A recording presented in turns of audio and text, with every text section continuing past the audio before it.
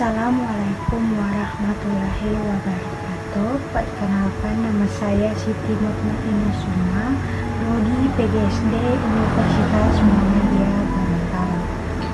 Baiklah, di video kali ini saya akan menjelaskan apa itu isu-isu di Indonesia terkait pendidikan, kesehatan, dan ekonomi. Yang pertama, pendidikan. Di Indonesia masih ada beberapa masalah pendidikan yang umum terjadi dan menjadi tantangan dalam meningkat kualitas dan akses pendidikan.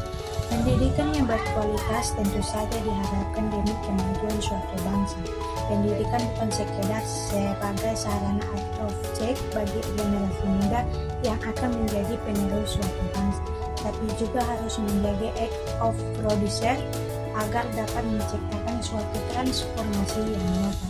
Dalam suatu sistem tentunya akan selalu saja ada kelebihan serta kekurangan, tetapi kinerja pada sistem akan menghasilkan kualitasnya seperti apa. Jika dijalankan dengan baik, tentunya akan banyak sekali hal positif dan hasil yang baik.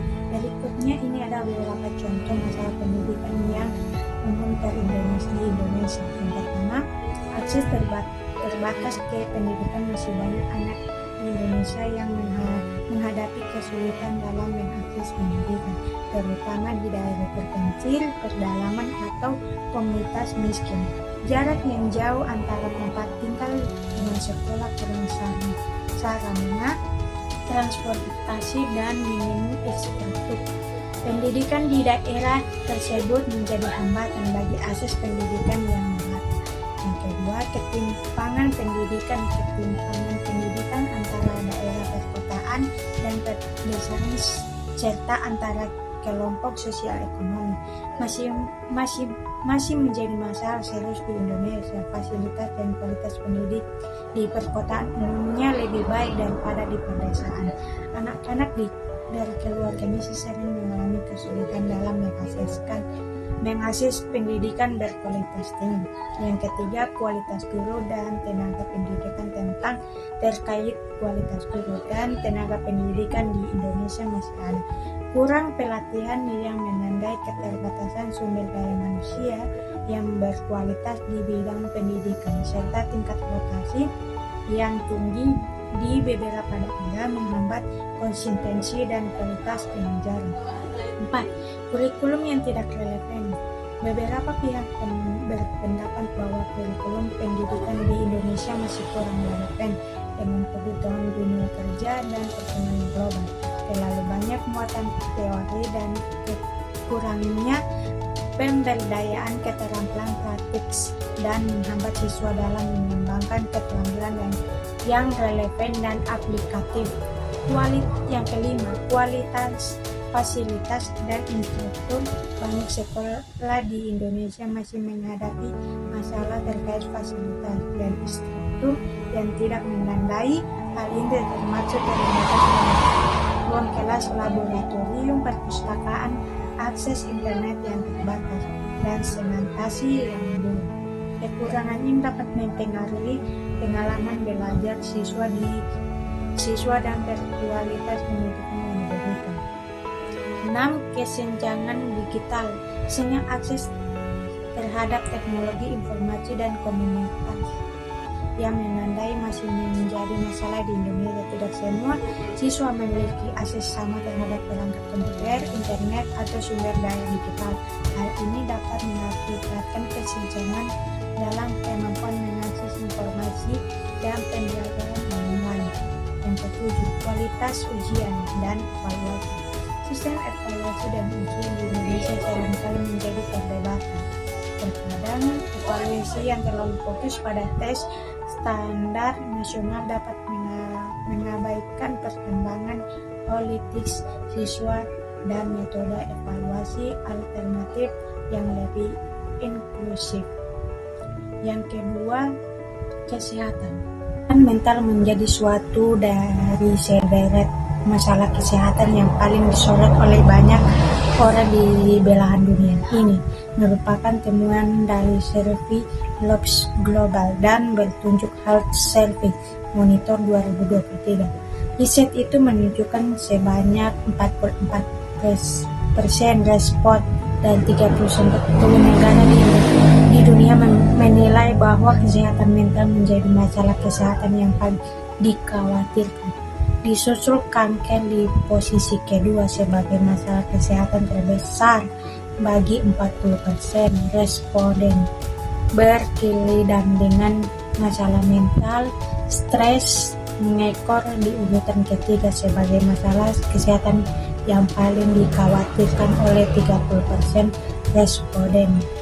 Ada pula yang lebih mengkhawatirkan masalah kesehatan terkait hidup seperti obesitas, penyalahgunaan minuman narkoba, diabetes, hingga penyalahgunaan minuman keras.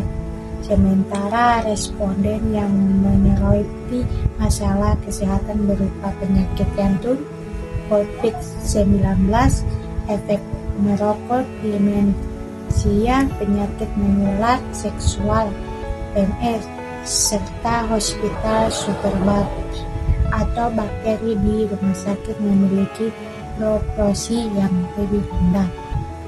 3. Ekonomi. Pertumbuhan ekonomi yang tetap kuat didukung oleh pemerintah domestik yang solid. Konsumsi rumah tangga tumbuh sebesar 5,%, seiring dengan kenaikan mobilitas yang terus berlanjut, daya beli masyarakat yang stabil, serta keyakinan konsumen yang masih tinggi. Sementara itu, konsumen pemerintah tumbuh negatif 3,76%, disebab terutama oleh belanja pegawai yang mengalami pergeseran sehubungan penyaluran gaji ke-13 ke triliun 2. Pertumbuhan investasi secara keseluruhan meningkat menjadi 5,77%, seiring dengan berlanjut pembangunan infrastruktur pemerintah di berbagai wilayah Indonesia, termasuk proyek pembangunan infrastruktur di ibu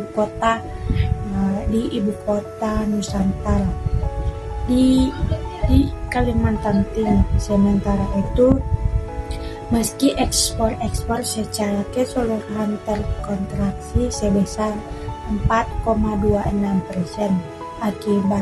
akibat turunnya ekspor barang sejalan dengan perlambatan ekonomi global. Ekspor jasa tetap tumbuh kuat didukung kenaikan kunjungan wisatawan mancanegara.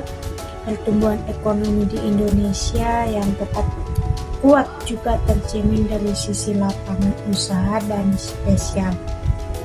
Secara lapangan usaha sebagai besar pada triliun 3 2003 tetap mencatat pertumbuhan positif, terutama ditopang oleh industri pengolahan, perdagangan besar dan eceran, serta konstruksi. Pertumbuhan tersebut ditopang permintaan domestik yang tepat kuat, termasuk pembangunan infrastruktur pemerintahan di berbagai wilayah. Sementara secara spesial, pertumbuhan ekonomi triliun 3 nomor 2023 yang tepat kuat juga terjadi di seluruh wilayah Indonesia. Pertumbuhan ekonomi tertinggi tercatat di wilayah Sulawesi, Maluku, Papua, Sulampu, Jawa, Kalimantan, Sumatera, dan Bali, Nusa Tenggara. Baiklah, itulah hasil dari video presentasi saya. Sekian dan terima kasih. Assalamualaikum warahmatullahi wabarakatuh.